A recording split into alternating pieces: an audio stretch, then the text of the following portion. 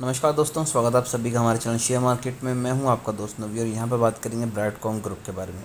5% का lower circuit है, काफ़ी ज़्यादा एलिगेशंस लगी तो कंपनी की तरफ से कुछ यहां पर इंपॉर्टेंट अपडेट्स भी आए थे। उम्मीद थी कि शायद उनका रिस्पांस मिलेगा पॉजिटिव और स्टॉक जो है वो नेगेटिव से पॉजिटिव साइड जाएगा, बट ऐसा नहीं हुआ।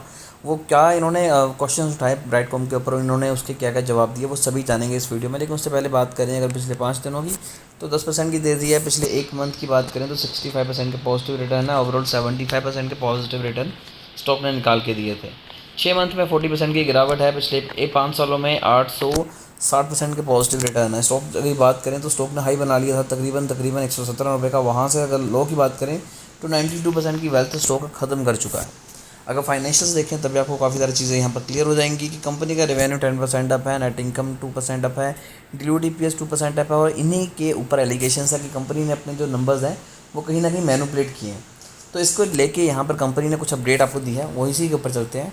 तो ये आई थी पीडीएफ, आप देख सकते हैं कि जून 2, ये है पीडीएफ जून 5, यहाँ पर देखिए 2023। तो आज ही ये पीडीएफ आई थी जिसमें कंपनी ने बताया कि इनके ऊपर जो एलिगेशंस लगे थे, किसी ऑनलाइन वेबसाइट पे कुछ क्वेश्चंस किए गए थे, उसका जवाब इन्होंने दिया है और उम्मीद थी कि उसकी वजह से चीज़ें काफ़ी ज़्यादा सही हो जाएंगी। तो यहाँ पर है we have classified and the issue question raised in the article into the following category and provided our response. तो ये कुछ क्वेश्चन हैं जो आर्टिकल में पूछे गए थे इनसे, और जिसका इम्पैक्ट डायरेक्टली शेयर के ऊपर पड़ रहा था, इसलिए कंपनी ने यहाँ पर बताया। और कंपनी ने सिंपल सी चीज़ें बताई हैं कि वो सेबी के साथ फुली कोऑपरेट कर रहे हैं। जितने भी आप उनके ऊपर एलिगेशंस लगे हैं उनका वो बिल्कुल सही चीज़ों में ट्रांसपेरेंसी के साथ जवाब भी दे रहे हैं।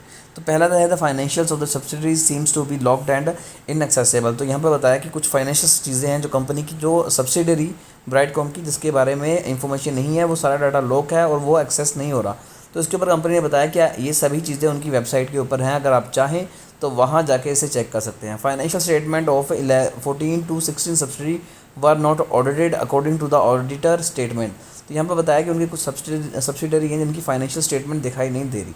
तो कंपनी ने बोला है कि हमारी सिर्फ ना ही इंडिया में बल्कि और जगह पर भी अपनी सब्सिडरीज़ हैं जिसको लेके वो लॉ को पूरा फॉलो कर रहे हैं, और जितनी भी चीज़ें इन्हें दिखानी चाहिए वो सभी चीज़ें आपको दिखा रहे हैं। और मेजॉरिटी में 40% से लेके उनका बिज़नेस जो है वो इसराइल में है और अलग अलग कंट्रीज़ में, जिसकी वजह से सभी चीज़ें आप एक्सेस नहीं कर पा रहे। बट ये सभी चीज़ें कंपनी ने सेबी को बताई हैं और अगर आप चाहें तो इनकी वेबसाइट पर जाके वो पढ़ सकते हैं।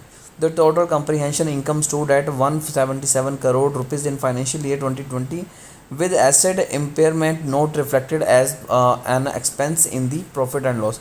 तो यहाँ पर 117 करोड़ को लेके कुछ घपला हुआ था 2020 में, उसके ऊपर भी यहाँ पर इनसे क्वेश्चन किए गए जिसका इन्होंने बड़े अच्छे से जवाब दिया और सभी चीज़ों को बताया कि कैसे कैसे कौन कौन से एसेट्स हैं और कितना कंपनी के ऊपर है। तो वो चीज़ों को भी इन्होंने एक्सेप्ट किया कि हाँ वो चीज़ें हमने बताई थी, लेकिन इनके ऊपर एलिगेशंस लगे थे कि आपने नहीं दिखाई हैं। इसके अलावा the nature of the asset that lead to such significant impairment change charges. तो इसका भी इन्होंने जवाब दिया है कि ऐसा कुछ भी नहीं है, वो सभी मनगढ़ंत चीज़ें हैं जैसा आपको बताया जा रहा है।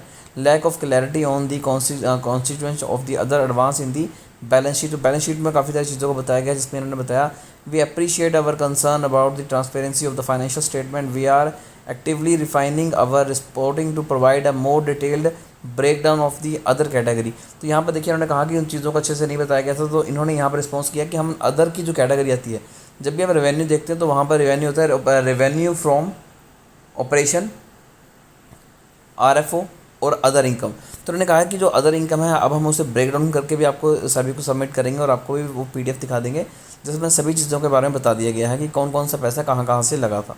Default on payment to Axis bank and tax due despite being cash rich. तो यहाँ पर बताया कि आपका कैश रिच होने के बावजूद भी आपका जो पेमेंट है वो डिफ़ॉल्ट हुई एक्सिस बैंक को लेके। The loan recall issue stemmed from the third party collateral owner who withdraw their support leading us to close the loan. तो यहाँ पर इन्होंने बताया कि ये थर्ड पार्टी की वजह से हुआ जिन्होंने अपनी सपोर्ट हटा ली और जिसकी वजह से हमें डिफ़ॉल्ट करना पड़ा। इसके ऊपर भी काफ़ी सारा चीज़ें कंपनी ने बताई हैं।